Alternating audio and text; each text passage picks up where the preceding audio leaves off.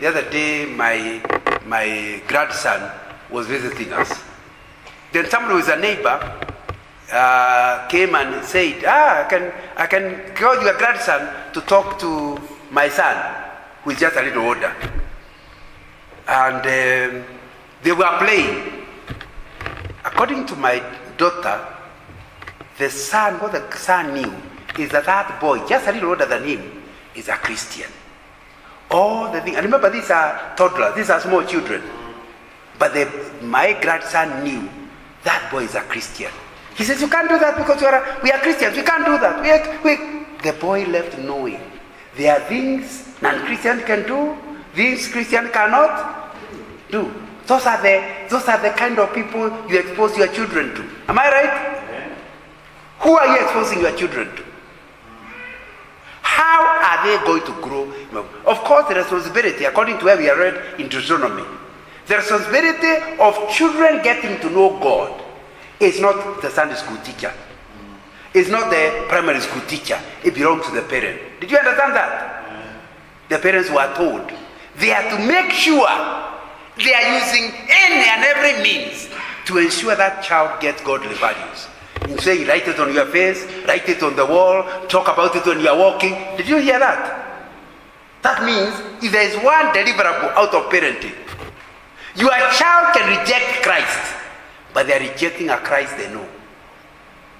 Because right from the time they know how to say mom, they know something about mom belongs to God. And so even before they can go to any Sunday school, they already know there is a God. The kind of stories you tell the child are stories about who God is. Of course, you have to be careful. Don't talk about the Trinity to a 2-year-old. They will not understand. But there is something a 2-year-old can understand. Am I right? And you need to understand that. It's your responsibility for a child to fully understand who God is, and as they grow, they are getting more and more knowledge of God. But more important, they are getting to love Him. The baby grew in favor with God because they are pleasing to God. So if we talk about parenting, I think it will be very, very important that we ask ourselves, which of those 4 departments is not doing well in your parenting? And like we were saying earlier, by the way, it never ends. You hear I'm talking to my grandchildren about it. Am I right? It's you. Because the Bible says to their children and their children's children. So it's not a matter that you, and all the 4 areas. Unfortunately for you, as a child grows older and older, you have less opportunity. When the baby just knows you are breastfeeding, it's all yours. As they start moving away from home, they have other influences. And your impact gets less and less. That's why I keep telling fathers, they keep saying, let me work hard. When I have enough, I'll help them. Now, by the time you are available, the child is a teenager and does not even want to hear you. And I'm sure those of you who have teenage children know what I'm talking about. You call your son, he comes from his room, Dad, what is it? He wants to know business. What is it? Why did you call me? When they are young, you don't call them. You have to tell them to go away. I envy you with more children. They are with you, am I right? In fact, you keep saying they should be given a salary for being the stress relievers. You are full of work, hard things at work. You are right, your son doesn't know about hard work. They just want to play with their father, isn't it?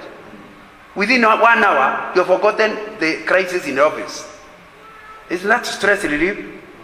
That's what small children can do.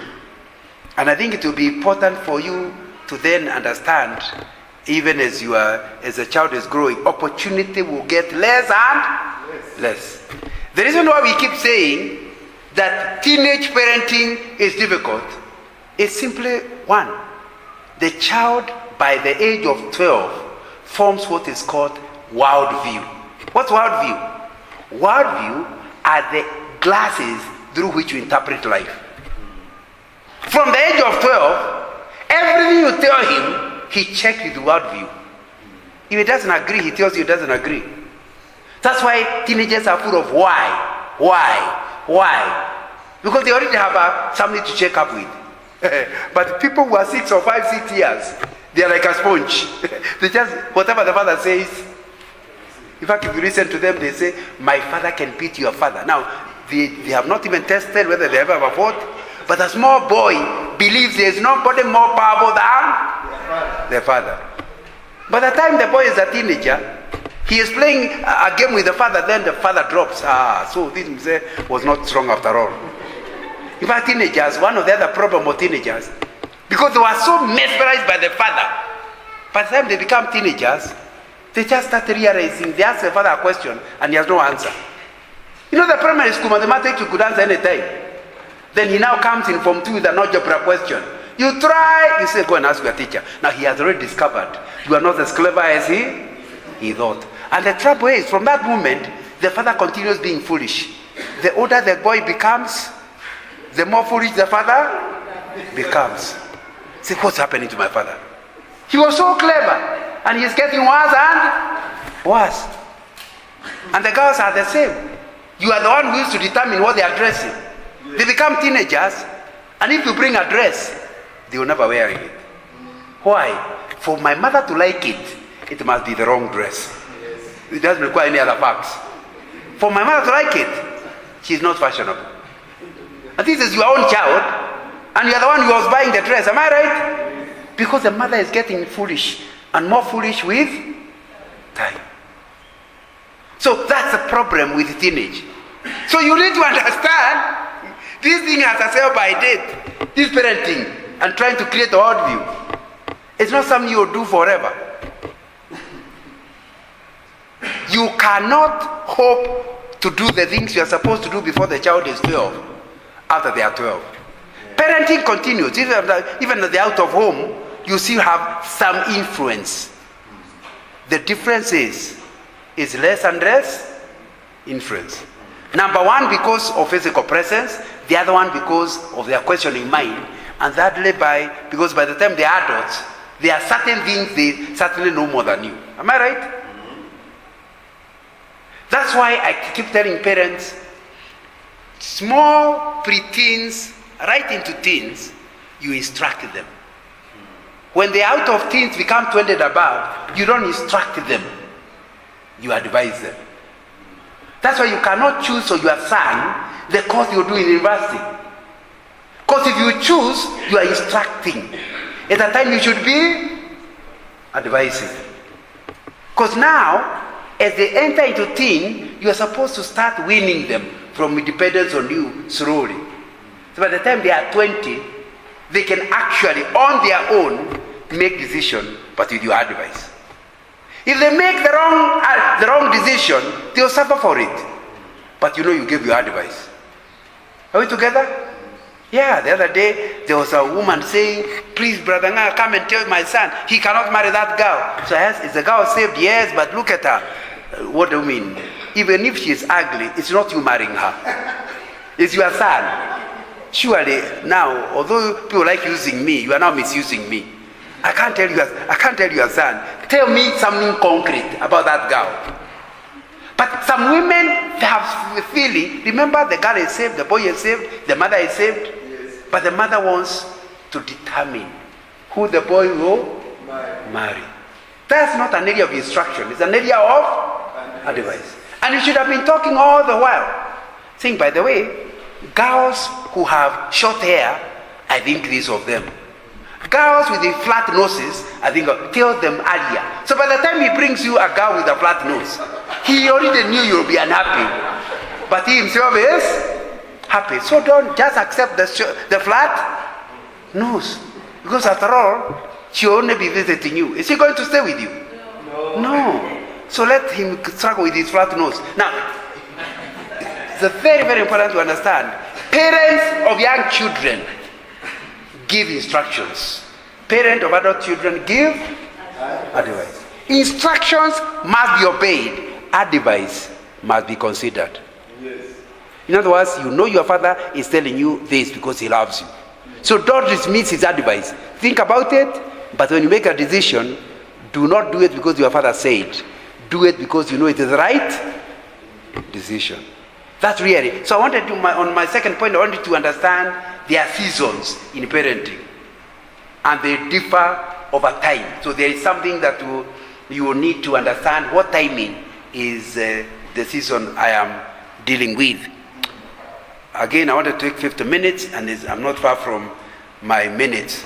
Ephesians chapter 3, the Bible says, "For this reason I knew before the Father." Oh, Father, yes. Who? From whom every family in heaven and on earth derived his name.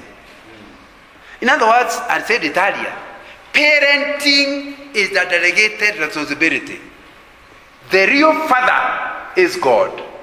Then we derive our fatherhood. And that thing is frightening. When I first read it and I said, wait a minute. So I'm a father on behalf of God. And you see, in the New Testament, we are taught the Lord's Prayer. What does it say? Our Father who art in heaven. You know, to identify, you are still a father, but on earth. And your child is supposed to know, because he has another father on earth, he is supposed to know how a father in heaven looks like. Because you are representative of the Father in heaven. That's frightening, isn't it? That means if you are a quarrelsome father, your child is to assume even God is quarrelsome. So you are driving your name from there. You know, there was a child who kept being frightened when it rained. And so when the thunderstorm would come, he would run away from his room to his parents' room. He said, no, we told you God is in your room also. Stay in your room. Then it went again. He ran again. He said, what did we tell you? Stay in your room. God is there. He said, yeah, I agree he is there, but I want a God with a skin on. So he insisted on staying in the parents' bedroom. Now, a parent is God with a skin on. You are supposed to live your life on behalf of God. So that when a child sees you, they are seeing God. So they are able to go to the Lord's Prayer and say, our Father who art in heaven. I know the one on earth, but I'm now addressing myself to the one in heaven. That's why, and I know I'm now digressing, that's why single parenting is a tough thing. Because if you're a single mother, you must also teach your child the Lord's Prayer. And how is your child going to know about God the Father if he doesn't know about the other God? That's why as a single mother, you must explain to your child at a very early life that you are not an ideal family. And there is nothing you can do about it. Maybe the father left. Let the child know there is supposed to be a father on earth. Once he has understood about the father on earth, who is actually not there, it will be easier for him to understand about the Father in heaven. Because that's really what this verse is teaching us. So do not pretend that it's okay not to have both parents. And sometimes one parent may have died, isn't it? Let the child know you need both parents, but one of them has died. You need a father, but your father absconded and left. I'll try to play double, but you actually do need a father. And that's why I normally encourage single mothers, ensure your child has a male figure in his life.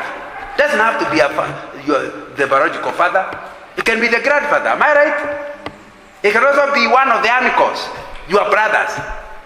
I'm not suggesting you look for another man because soon enough you'll be trying to marry you. No, I'm saying look for a man who will not be tempted to marry you, but is available as a mentor of your son. Am I communicating?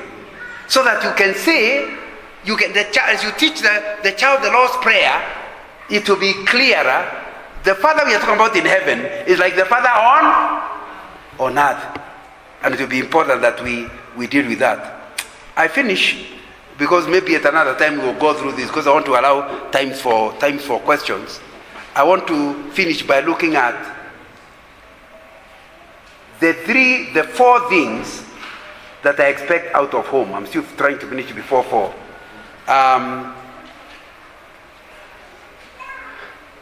To produce, your objective as a parent is to produce a home that is, number 1, the human development center. Number 2, the Conditional Love Center. Number 3, the Worldview Foundation Center. Number 4, the Personal Retreat Center. When I talk about the Human Development Center, and I've already made reference to this in my introduction, Proverbs 19:18 says, discipline your children, for in that there is hope. Do not be a willing party to their death. Then Proverbs 22:6, start children off on the way they should go, and even when they are old, they will not turn from it. So, the idea is that your home is a factory that's supposed to produce the future development officers of the nation. And the reason you are seeing doctors who are careless, teachers who are careless, is because the Home Development Center failed. Who is the headmaster of the Home Development Center? My brother, you are. Who is the deputy? You are Ives. You are supposed to have run a school so well that by the time you donate those people now to the working life, working world, they will be finished products that will add value. That's what your home is. So you need to ask yourself, and that's what my wife was saying, you reach at a very early age to ask yourself, what am I trying to achieve? What am I trying to achieve through my parenting? That's why you cannot be careless. The Swahili say, asiyefunzwa na mamaye. I said, my Swahili is limited. Well, how do you say it? Hufuzwa na ulimwengu. In other words, before you send him to the world, you must equip him with the things we were talking about earlier, so that he is ready to face the world and withstand its temptations and add value to them. In this Human Development Center, my hope is that the child will be taught not to be that dependent. 1 Thessalonians chapter 4, verse 11 and 12. Make it your ambition not to be dependent on anyone. So one of the deliverable out of home is the child not to be a dependent. It's unbiblical for you to be anybody's dependent. You are supposed to be God's dependent, not man's dependent. So slowly, you must teach your child to hate free things. Because you tell them, God created us and He wants to bless the work of our hands. So when you donate your children to the world and they are dependents, then you want not to earn a salary, but to get a salary. You know, there's a difference between the two. Earning means you work hard, and what they are giving you is in return to your work. Getting means you are trying to abscond, find a way of doing as long as you receive the salary at the end of. It is at home we learn that hatred for free things. I don't know if you have read the book Think Big. Have you read Think Big? What is that guy? He's called Carlson, am I right? He says, because their father ran away, at one time they were forced to go for social welfare. That means getting help for poor people. They were so embarrassed, the mother chose to do, 2 or 3 jobs rather than get free things. What do you think those children learned? When you do not want to be a beggar, you don't keep talking about the uncles. Look at your uncles, they are rich, they are giving us nothing. Look at your grandfather. No. Teach them early. They are God's responsibility. And through you, God will provide everything that they need. When you're always talking about the uncles who have not helped you, you are teaching your child dependence. A guy called Epaphroditus in Ephesians chapter 2, Paul says, that guy is unhappy because he you had that he was sick. Have you read that passage? Most of us when you are sick, want the whole world to know. This guy did not want his church to know that he was actually sick. Then Paul goes on to say, but he was actually sick to the point of death. But he did not want to be a responsibility to people. But there is a societal problem in Kenya where we feel like we are everybody's responsibility. The other day I met somebody who was sick, and when he got better, he said, Brother Nga, do you know? Not a single pastor visited me. I said, wait a minute. Did you expect pastors to stop their work to just visit you in hospital? Oh yeah, okay, I've remembered. One came, but he did not even carry a banana. Now, surely. Are you starting to understand? People are not embarrassed by being dependent. It has been made to look normal. You'll find somebody educating his children in Makini, in Turi, then they are accepted in the university, and he wants to do a harampi for university school fees. Yet the school fees in high school were higher than university. Why? I've been helping them in harambis. Now it's my chance to get harambi. The same thing with a boy. He can afford a wedding, but he must do a harambi.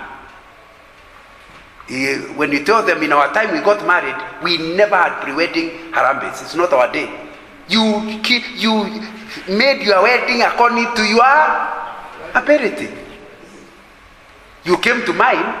All we could afford is the bread, 2 slices with the jam in between. And the villagers were so happy because bread was scarce. Am I communicating? Then you put juice and you koroga juice, so everybody has juice and bread, and they are really rejoicing in Nganga's wedding.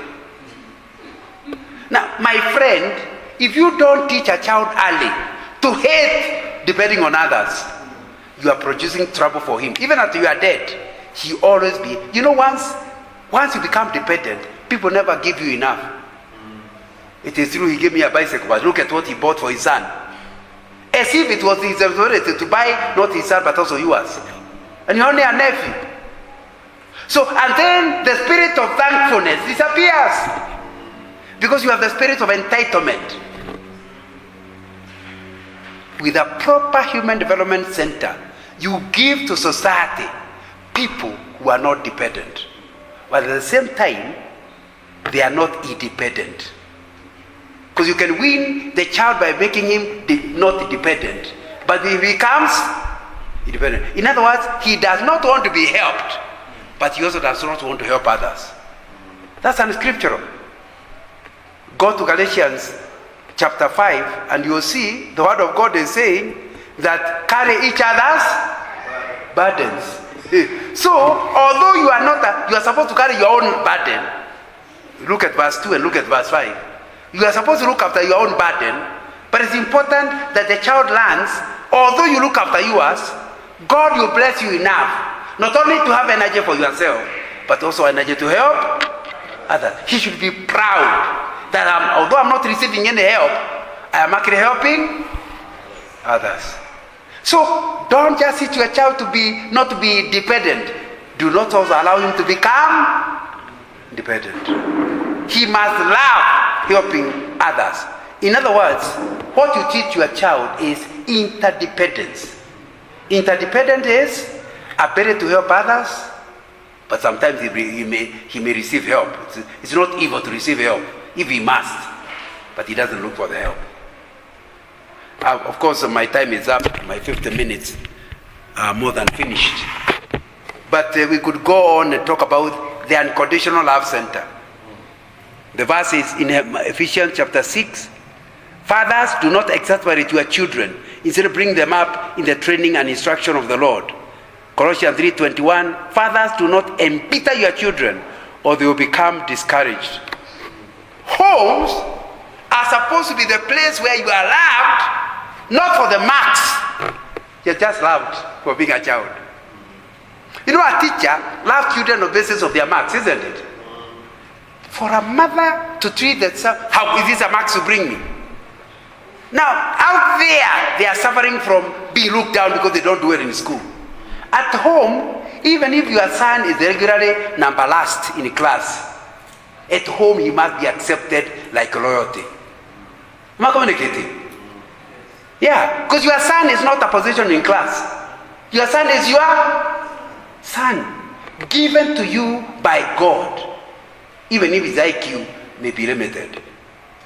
So you need to understand this idea of dealing with your children without exasperating them, embittering them, because they feel accepted, even when they are. If for a child to start thinking, the reason my mother loves me is because I'm beautiful, you have lost it.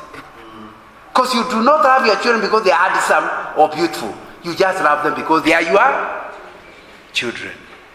Do you know many children are suffering from stress at very early age because the parents are unable to become what God expected them to be, a place of unconditional love, where you're not loved for doing anything. You are simply loved. That means out there, people do all kinds of things. You run home to your mamu, they did this, they did that, they did that. And you say, son, don't worry. You are mine. I love you the way you are. The only time you can tell your child off is if they are not following the ways of God. Ability and performance is not one of them. Are we together? Amen. It's a pity we've run out of time. That thing I wanted to say is that your home is supposed to be the Worldview Foundation Center, where they get to understand how to interpret life. And it's also supposed to be the pastoral retreat or recharge center. And I could go on and on and on. Maybe at another time we can look at it. I want to allow time for questions. May the Lord truly help us. You're adding more time for me. I'm reading Joshua chapter 4 verse 6. To serve as a sign among you in the future, when your children ask you, what do these stones mean? In other words, you have put things in your house that helps the child to understand how you interpret things. Because later in life, whether they like it or not, how they interpret life depends on the way they saw it. By the way, it's not what you hear, it's what you see. Because habits are caught, not taught. Let me repeat. Habits are caught, not taught. Just by living with a child. You know very well. I keep giving an example of taking a workmate, a Muzungu, to the Tamarid in Mombasa. There used to be a boat where you entered as you're ordering the food, then you go around the creek. By the time you come back, the food you have finished eating. But there was a seafood restaurant. So we started, I took my soda, he's saying something. Then when it will come to the time for order, he said, come here to order, instead of giving us a menu. When we got near, we found the seafoods, the snails, the crabs. You know, you see them from there. My Muzungu friend is running towards it. Oh, John, this is so kind of you. Me, I'm walking backwards. What can you eat? How can you eat a snail? Crabs eat people. You don't eat them. Now, you look at those things and you like running away. What do you eat?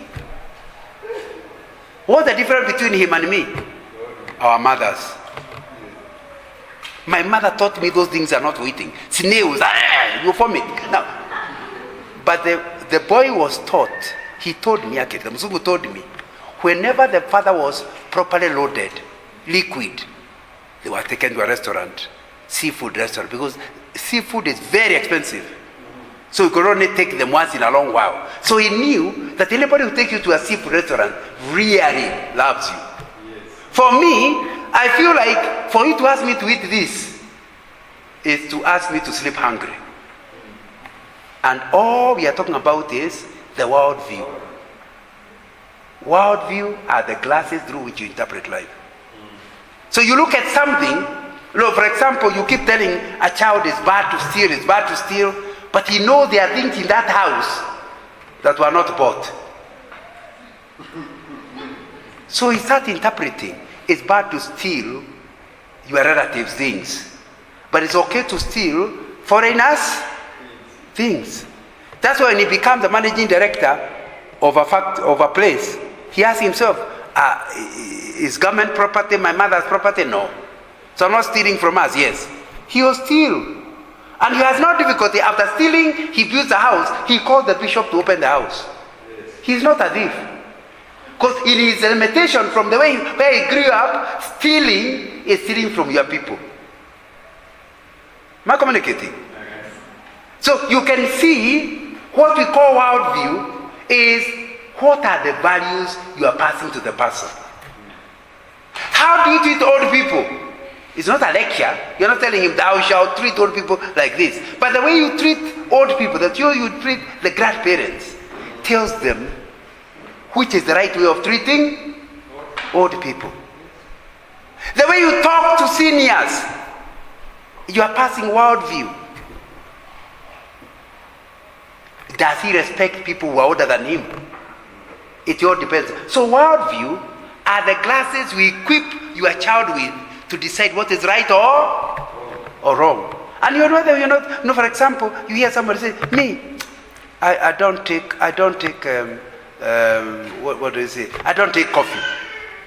It's not him who doesn't take coffee. It's his mother who did not like coffee, so he assumed it's okay to take tea and not coffee. A lot of things you say you don't like for example, I find it very difficult to eat piri-piri. But it's not me, it's my mother. Because he never taught me how to eat piri-piri. So are you understanding how powerful that mother was? I'm over 70 and I'm still very similar to the way I grew up in the 1950s. So you need to understand your home is giving more than education. It's giving things that will equip your child to know what is right or wrong. So when, for example, you beat up the mother, he even says, how are you beating mom? It's bad. But when he gets married, he knows women don't listen. The only way they can listen is to straighten them up. So you hear your son is violent. He is not even aware he is violent. He did not even think about it. But in his worldview, women must be beaten to they need it. When you are told that, when did I ever say? You never said it. But what you did to the mother helped him to know. You hear your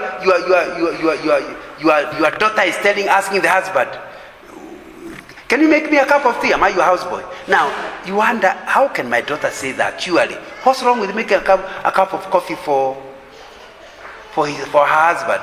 What you don't remember is that you used to make cups of coffee for the father complaining. He still got coffee, but after you, and the child was watching and listening. You bequeath your daughter with an idea that men can be bullied. You must manage them by refusing to do what they tell you to say. And it's all part of growing up. So I agree it's a very important subject, but I still want question time, because questions help you to scratch where it is itchy. But you can see parenting is a big thing. Do you understand that? It's a big issue. And we need to ask the Lord for help, like my wife says. The details of them, how you do it in your home, will be different from the way we do it in our home. But the scriptures are making certain requirements for us as parents. No, let's stop there so that